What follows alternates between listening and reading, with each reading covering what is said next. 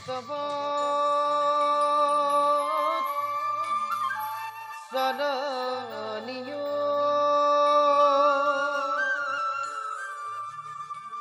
না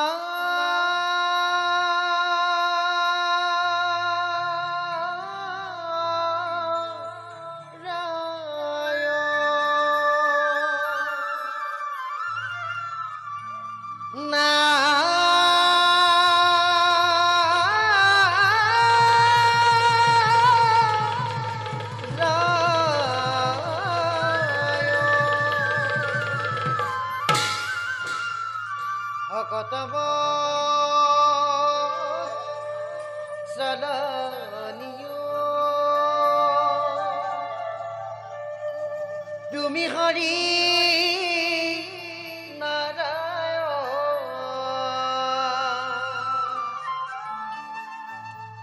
না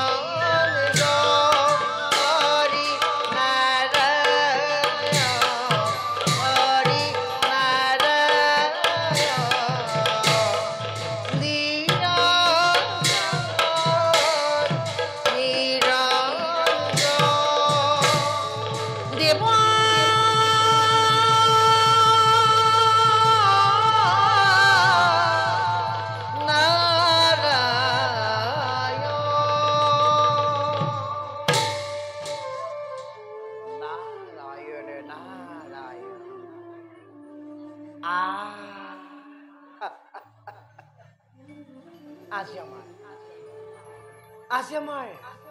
পৰম সৌভাগ্য আজি আমাৰ পৰম সৌভাগ্য কাৰণ এই জগতৰ প্ৰতি জনাৰ্দনক লভিলো হি বিশ্বব্ৰহ্মাণ্ডৰ গৰাকী হি প্ৰভু কমললোচন এই দিনহীন নাৰদৰ শত সহস্ৰ কোটি প্ৰণিপাত কৰিব গ্ৰহণ প্ৰভু কৰিব ভাল দুষ্টময় তোমাৰ ভক্তি তোমার আগমনে পবিত্র করিলে আজি বৈকুণ্ঠপুরী দেবরী প্রভু এইবার আমার এক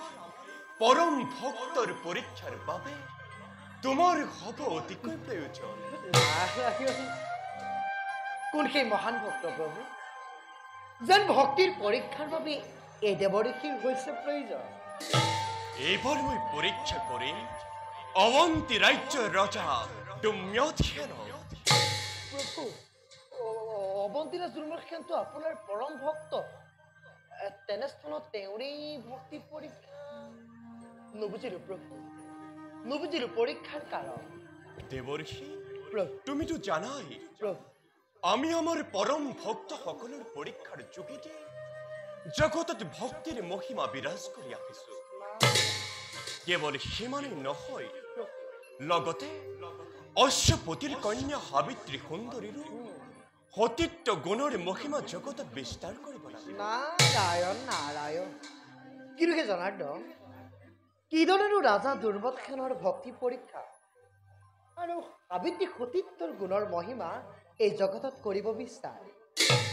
তেন্তে শুনা দেৱৰ্ষি কওক ৰব। প্ৰথমে অৱন্তী ৰাজসিংহাসন সেনাপতি উগ্ৰসেনৰ দ্বাৰা হস্তগত কৰাই প্ৰভু পত্নী পুত্ৰ সহিতে দুম্যথেনক বনলৈ প্ৰেৰণ কৰা প্ৰভু আৰু আনহাতে অশ্বপতিৰ কন্যা সাবিত্ৰীৰ লগত দুম্যথেনৰ পুত্ৰ সত্যবানৰ বিবাহ কাৰ্য সম্পাদন হ'ব নাৰায়ণ নাৰায়ণ কিন্তু দেৱৰ্ষি কিন্তু প্ৰভু বিবাহৰ এবছৰ নহওঁতে বিবাহৰ এবছৰ নহওঁতে বনত সত্যবানক সৰ্পে দংশন কৰি নিধন কৰাব লাগিব প্ৰভু কিন্তু কিন্তু প্ৰভু সাবিত্ৰীৰ সতীত্ব গুণৰ প্ৰভাৱত যম ৰজাকো পৰাভূত কৰাই সত্যবানে পুনৰ জীৱন ঘূৰাই পাব আৰু লগতে দুম্যথেনে হেৰুৱা ধন সোণ ঐশ্বৰ্য বিভূতি সকলোবিলাক ঘূৰাই পাব নাৰায়ণ নাৰায়ণ আৰু মোৰ এই লীলা প্ৰচাৰত দেৱৰ্ষি তুমি প্ৰধান সহচৰ হ'ব লাগিব মোৰ প্ৰাণ গোপাল